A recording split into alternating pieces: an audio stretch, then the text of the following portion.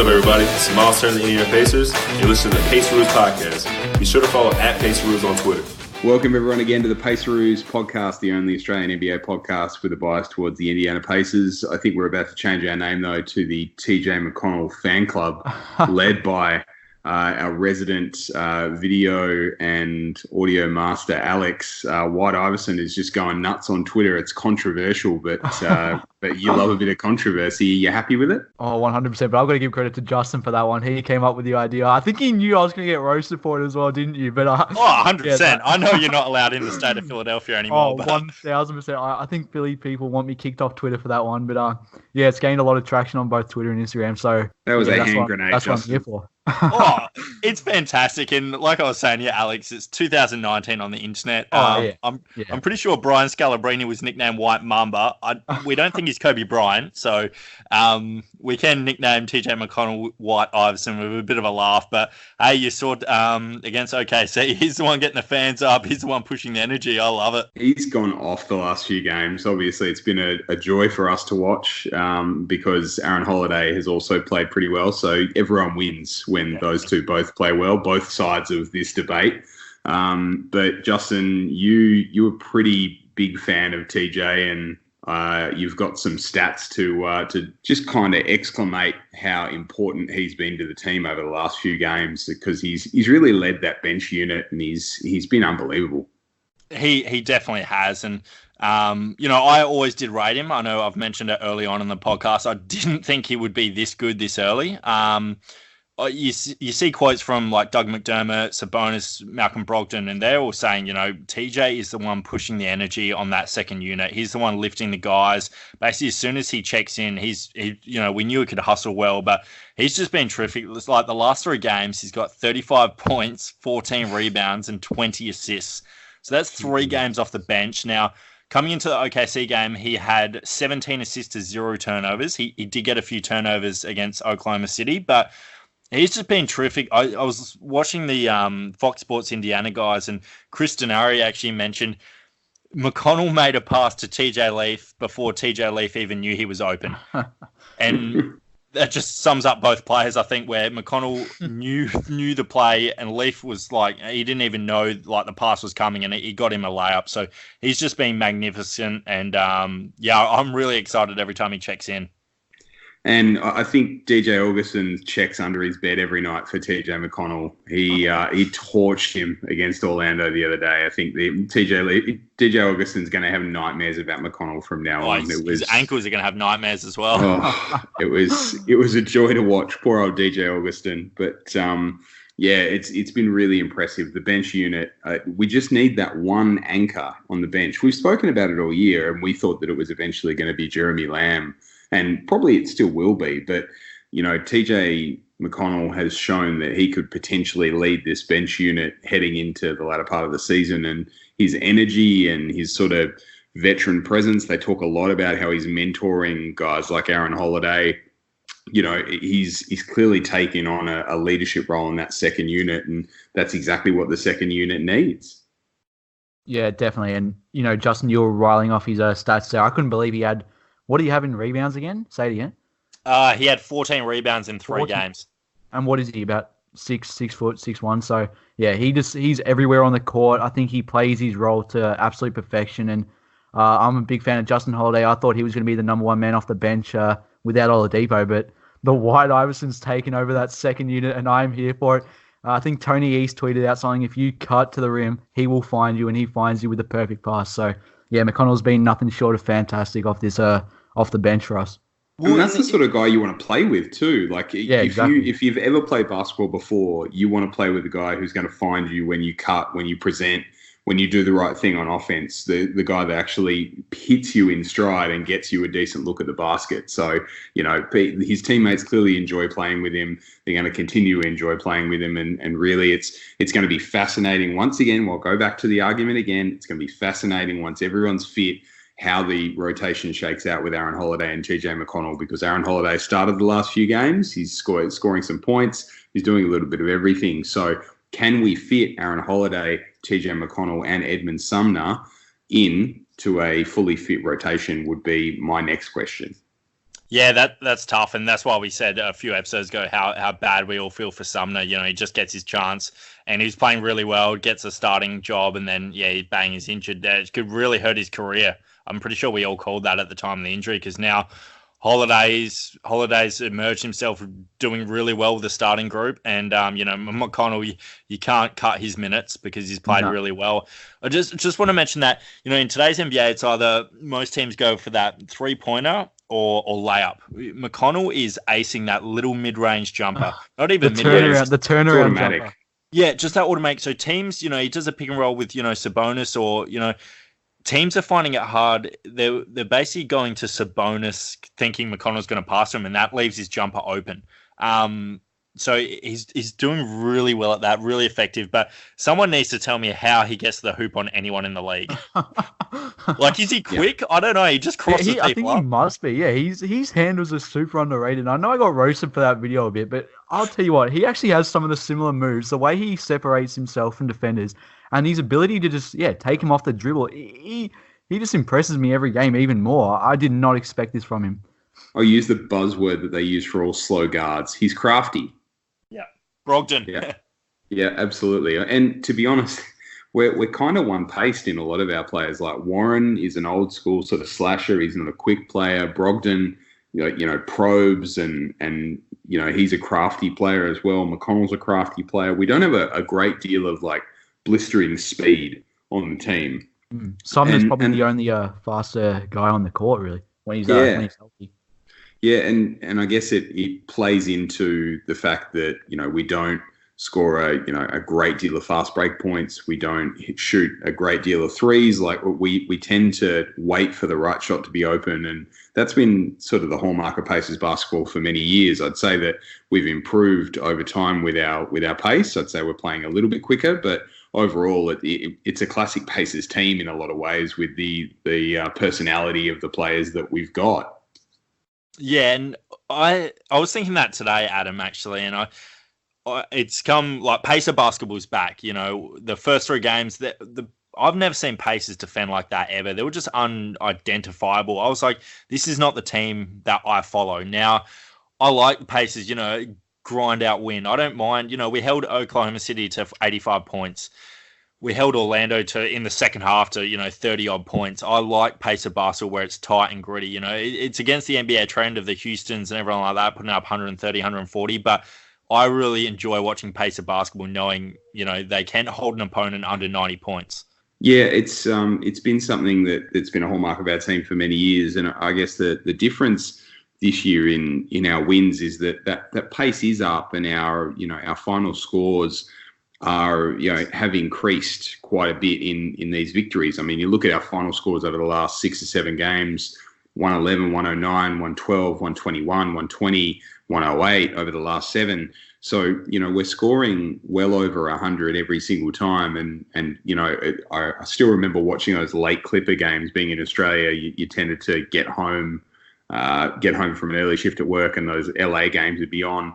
And the Clippers announcers always spoke about the first team to 100 wins. So I think the fact that we've been able to consistently score above 100 points in almost every game that we've played, save for the first 2 out of the first 3 losses, speaks to our ability to be able to keep the pace up whilst also playing good defense, which has been a hallmark of Pacers basketball, and will continue to be an emphasis for especially a guy like Dan Burke, who we were talking before the show.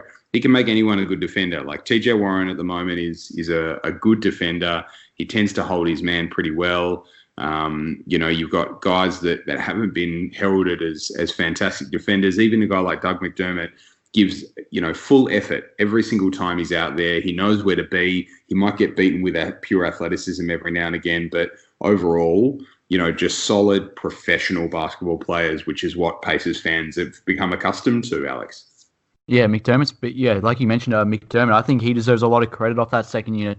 I know in the Magic game, he scored something like 18 points, and he's just been drilling everything. I know Justin mentioned it a couple of days ago. He's light years ahead of where he was last year.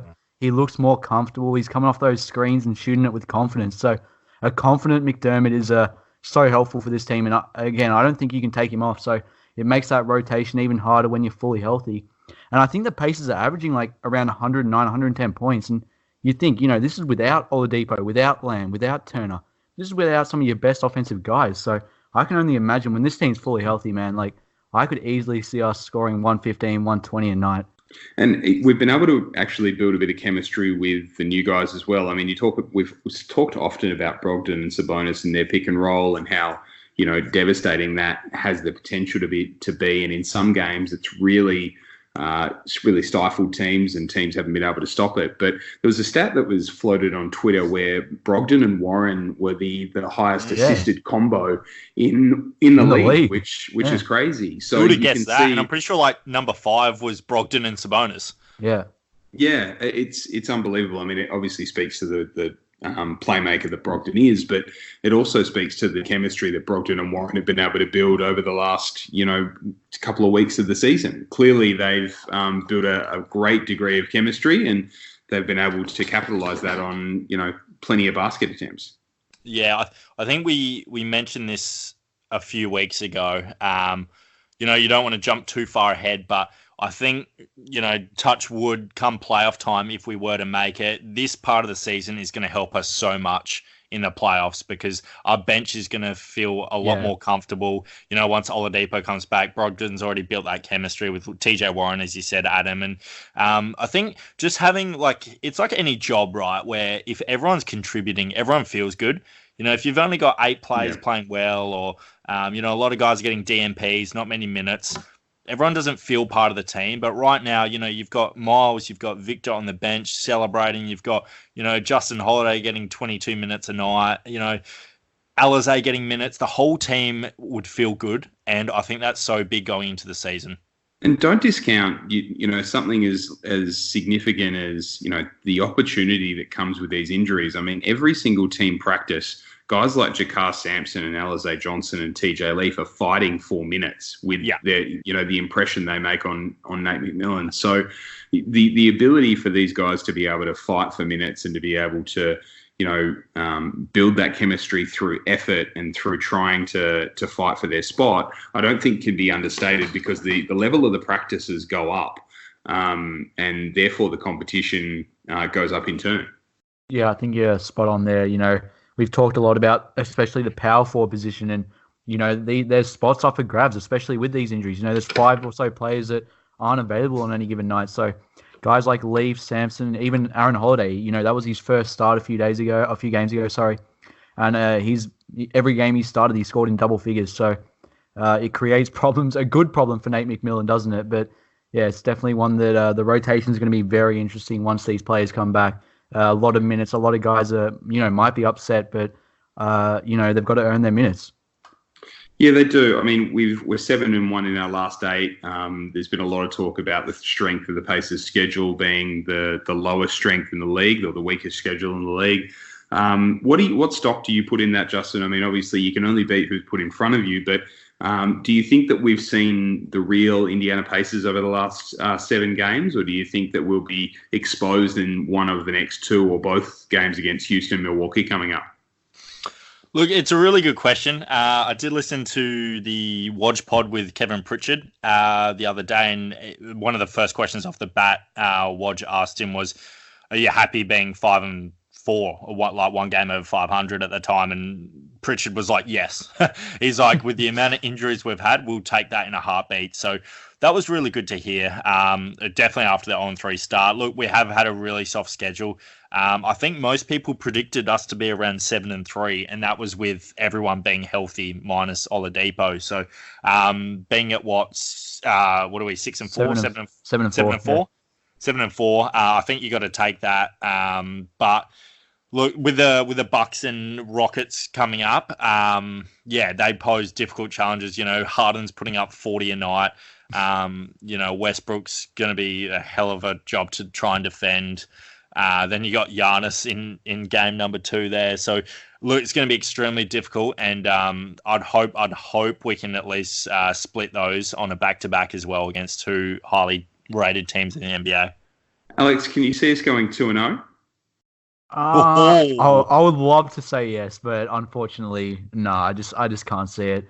I think if it wasn't a back-to-back, I would actually say we're a chance, but Yeah, you've got to think, Rockets, that backcourt is absolutely killer. And without arguably two of your best backcourt defenders in Oladipo and Sumner, Harden's going to go off for maybe 30, 40, and then Westbrook could easily pop off as well. So I think. What do you guys think? We have more chance of winning what game? I'm going to say the Milwaukee game. With Middleton out, I just think you can focus more on Giannis, and there's not as many guys you have to worry about on that perimeter. That's like 20 game gone. Yeah, with Middleton out. So I'm definitely going to go Milwaukee.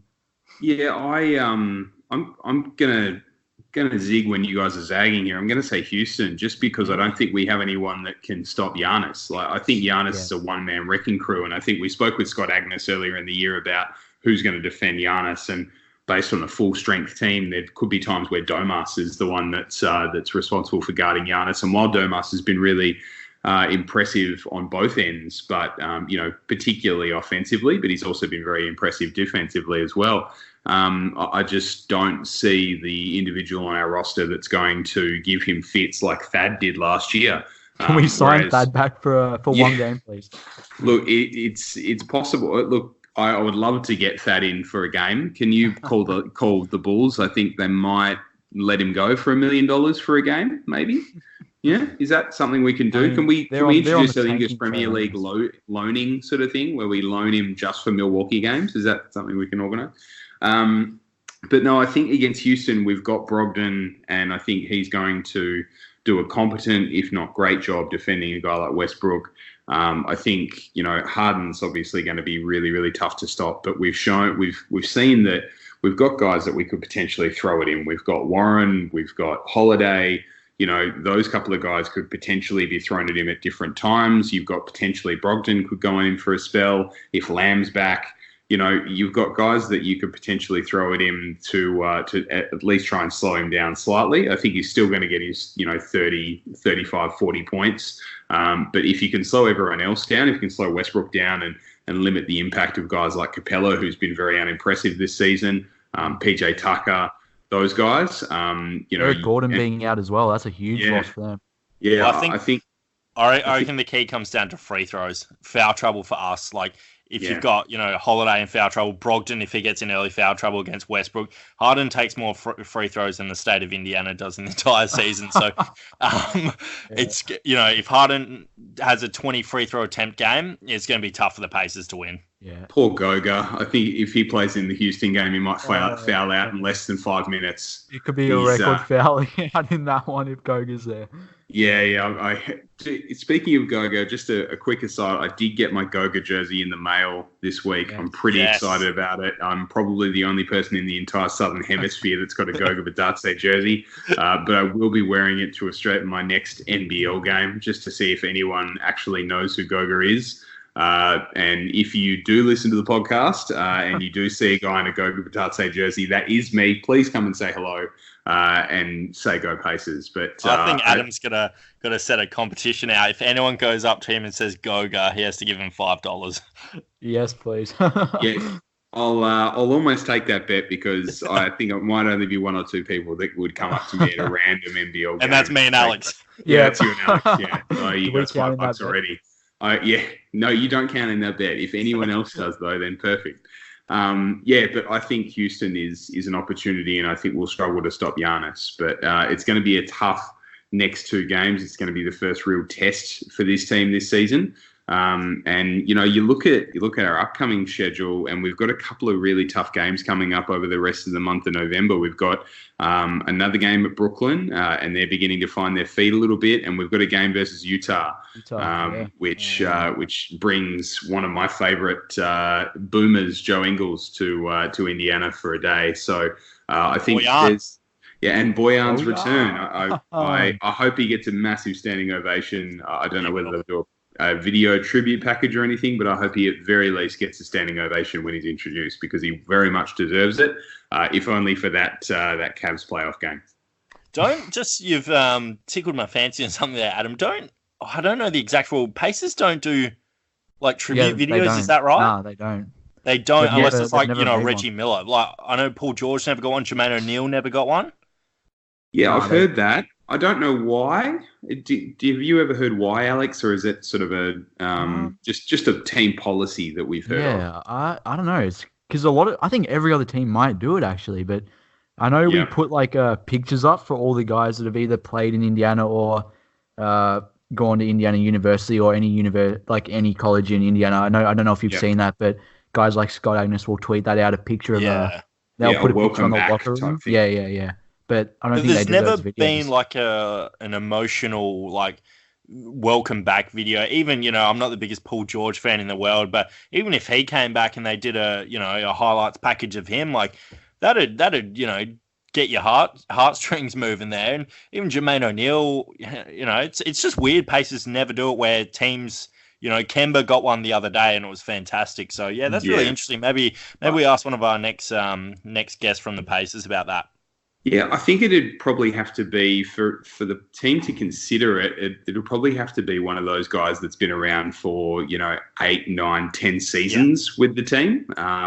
And the only guy really that's qualified for that is PG. And I think under the circumstances with which he left the team, there's a bit of angst there and a bit of frustration with the fan base. So I don't necessarily think the team would feel that it was going to be very well received. That's my take. Yeah. Whereas, with a guy like Kemba, like gave his heart and soul to Charlotte, they clearly weren't going anywhere. The fans can't really blame him for leaving. So I feel like there's sort of a low risk in doing a video package like that. Whereas with the Pacers guys, it's not necessarily the best of terms in some cases. Hopefully that changes. We certainly don't want Vic or Miles or Domas to leave the team anytime soon. But if any of them were traded for some reason or something like that, then we'd want to see a video package for those guys because I feel like they'd be well received because there's no bad blood at all with anyone on the team right now and nothing approaching that anytime soon. That's for sure. Yeah. Would Tyreke Evans get one? He would get a low light package. I think he'd get one the same day that Monte Ellis got one. Yeah. We'll leave all mentions of Tyreke probably for the rest of the season, I dare say.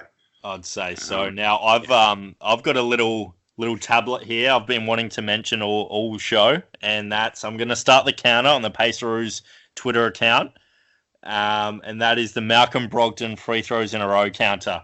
We are at 44 in a row. Now, I've looked at the record. All-time NBA record is 97. I'm calling it. You watch it. I'll jinx it, though. He'll miss his first one against Houston, but I'm starting the counter. I reckon the Paceroos, we start this, get it trending. Malcolm Brogdon to break the all-time consecutive free throws made. Is that a Jose Calderon record for the Raptors, by the way? No, it's some dude called Michael Williams who played for the Timberwolves. Because I feel like Jose Calderon was really, really close about 6 or 7 years ago. Yeah, I think he got in the low 90s, but yeah, this Michael Williams dude's got 97. So Brogdon's about halfway there. Yep. It could happen, but I like it. I like the counter. We should make that a thing. Brogdon free throw record. Every episode we'll bring that one up. If Justin didn't just curse it, hopefully not. I bet you I cursed it. The first quarter of the Houston game. Yeah.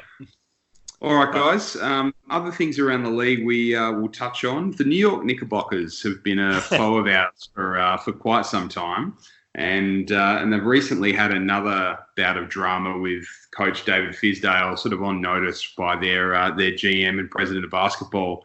I don't really know what they were expecting from their team this year, given that Alex, as you said before the show, they signed about 20 power forwards, but. They clearly weren't going to be led by RJ Barrett and every spare free agent power forward in the Eastern Conference to a playoff berth. So I don't really know what they're expecting. I feel like this is keeping up appearances. Justin, what do you think about the Knicks? If any Knicks fans are listening to our podcast, which I highly doubt because our rivalry with them, but I feel so bad if you're a one-eyed New York Knicks fan. Like the amount of stuff that franchise has gone through for a big market team as well. They should be the ones pulling the Kyries, the KDs, the LeBrons to New York. They trade Porzingis. I just that franchise. I can't even think of a franchise in sport, all of sport. I'm talking that is ran so poorly. Like, they come out, 6-7 games into the season and, say, we thought we'd be better than this. And, you'd never see a team like Indiana doing that. When would Pritchard come out and be like, oh yeah, we expected we'd be doing better than this? Like, he could have done that after the 0-3 start. So, if any Knicks fans are out there, I know Stephen A. Smith, who actually he's growing on me a bit. He's just going ham on them. So, prayers out to Stephen A. Smith. Yeah, I must say I don't feel the same level of empathy. Like, I don't care about the Knicks at all. I hope they continue to suck for the next 100 years because it's just one less Eastern Conference team we have to worry about every year. But yeah, I can ultimately see Fizdale getting the chop, and there's some Mark Jackson buzz around around the fan base, and with the stories that came out about Mark Jackson's time at Golden State. Good luck with that, New York. Good luck with that. They're going to fire him in about 10 games after they go 1-9 again with him. Yeah, I mean, they are an absolute dumpster fire. I'm sorry, but they are just the worst. Them and the Washington Wizards, I think, are the worst two-run franchises in the NBA. Maybe Charlotte as well. Yeah, you can't just. I hate these teams that just fire the coach. Oh, it's the coach's fault. I know the buck stocks with them, but. They had Mike D'Antoni, and a few years later, did he win Coach of the Year, or he's pretty close to? Understand Houston had a lot better players, but that's the thing. Improve your roster. Don't just fire the coach. Yeah, some terrible moves over the years with the Knicks and rush jobs and, trying to be competitive in, these things take time. Like the Pacers lost Paul George, nearly 4 seasons ago and pulled off an incredibly good trade. The Knicks had the opportunity to do that once they figured out that, guys like Melo were leaving, but they just haven't made the same moves, and therefore it's taken longer for them to turn it around. But they just don't have as much patience either, which is a problem because they just fire their coach. Did the Hibbert block send the Knicks back 20 years? I hope so. It most definitely did. Been the wallpaper on my iPad for basically since it happened. So... big fan of that Roy Hibbert block. He's had real estate in the Knicks' heads for every day since, I'd say. Well, that was the last time Knicks were really good, and that was against us in that semi-final series. So very interesting. But I don't know why I'm getting so fired up about the New York Knicks. Like, it's good they're not good, but I guess I'm just putting myself in the heart of if you were a Knicks fan, I don't know how you sleep at night. Oh, I'd say the first game I went to the Garden was just before they got Melo, so it was the Gallinari, Wilson, Chandler team that was plucky. They had Amari, and the Garden was excited about what was to come, and it was a really cool place to go and watch a game.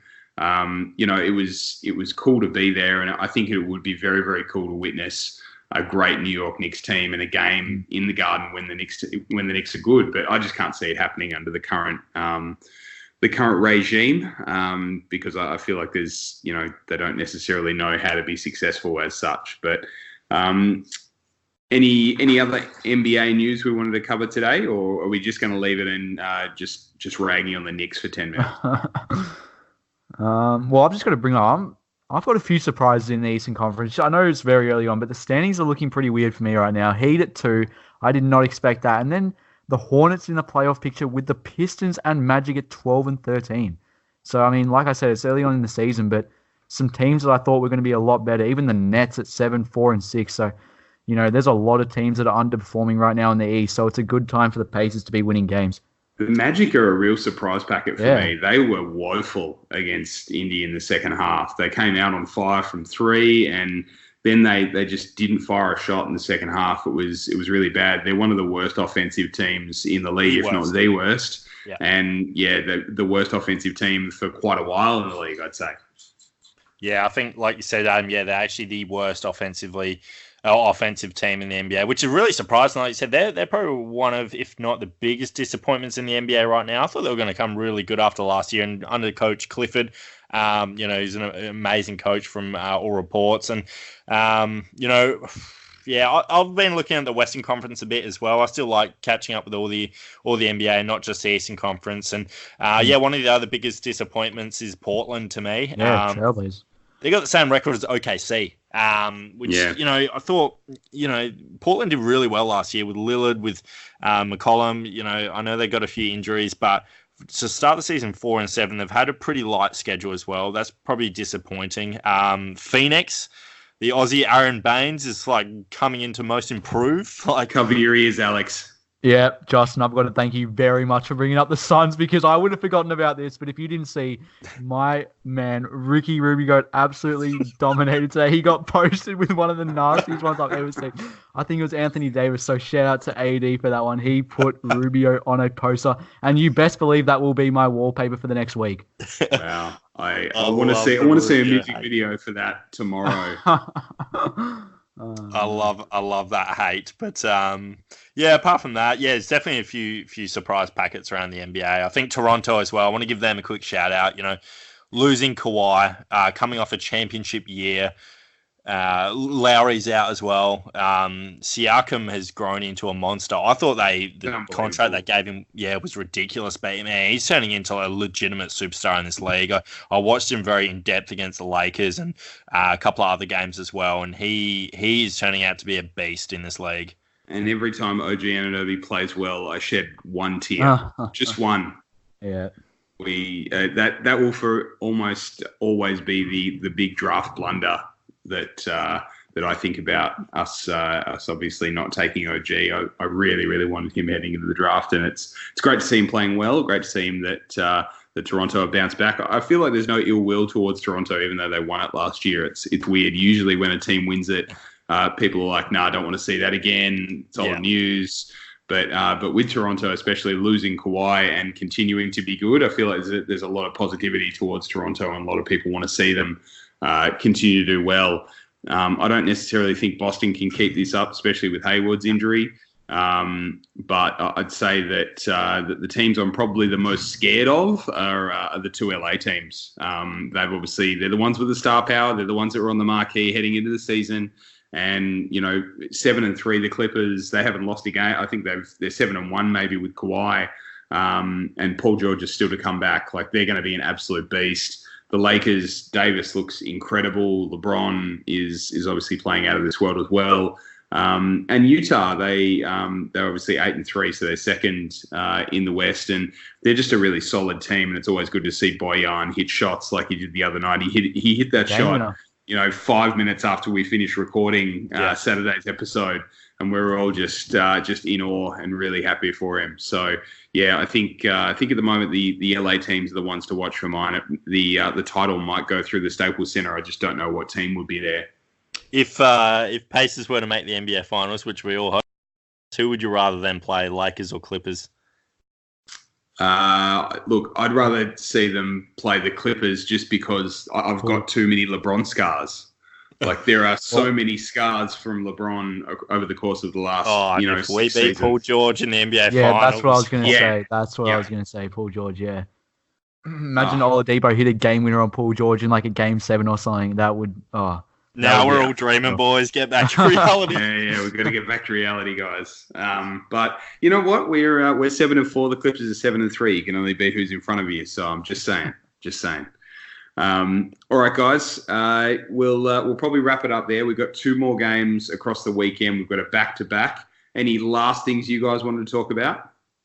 Yeah, I just want to again mention Alex's Twitter handle, AK Riley, for any Philadelphia fans who think the Allen Iverson comparison was disrespectful to a club champion. So hit him up on Twitter. He hasn't heard enough about it. Just a ridiculous comparison, Alex. Yeah, unbelievable. Thanks again for throwing I've already reported you to Twitter. They're investigating you. I did actually get reported multiple times from multiple people, so that's hilarious. I'm sure they were all in Philly as well.